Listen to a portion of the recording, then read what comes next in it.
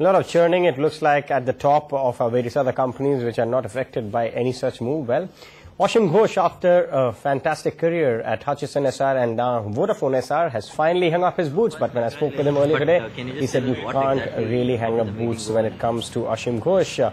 Obviously, he's going to hang up his boots technically at the end of March.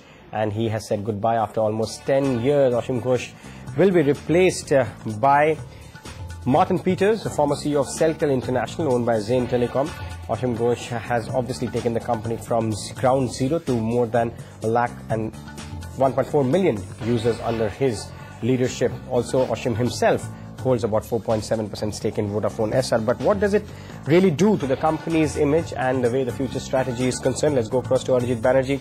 Arijit, I'm sure you spoke with the management and what's the kind of change the new person is going to bring in. But Asim Ghosh is not someone who is likely to retire at all. He will obviously have a say in the matter of the company because he's on the board.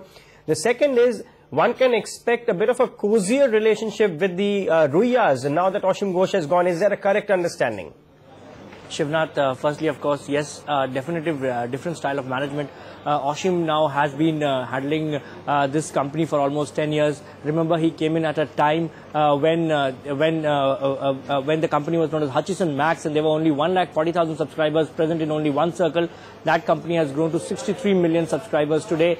Of course, Asim Ghosh led the whole GSM battle when it came to about receiving calls free. Apart from that, also the war between the CDMA and the GSM. So he's a hardened battle veteran when it comes to the GSM space.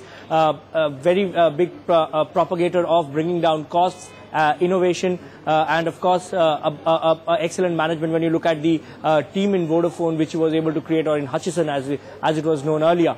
Of course, Shivnath, talking about a much cozy relationship, the Ruiyas, the relationship with the new management has always been a little uneasy, even though they hold almost 33% stake. But Shivnath, definitely once the new CEO comes in, he'll have a tough time actually building bridges with the Ruiyas.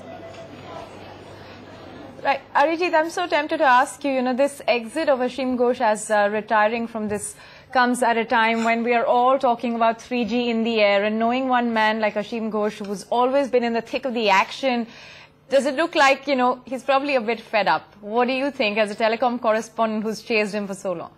Shelley, I remember a few months back, Asim Ghosh made a rare public appearance. Remember, during the last few years, he had stopped doing that. And when he came on the podium, he was scathing on the government when it came to policy, regulations and other issues.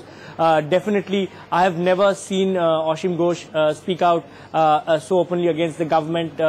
So it does seem what you're saying is true. Asim Ghosh was very unhappy with the way things were happening in terms of regulation. Remember, though, he would still be on the board of Vodafone Essar and would be guiding their 3G foray. But definitely, you have a point there.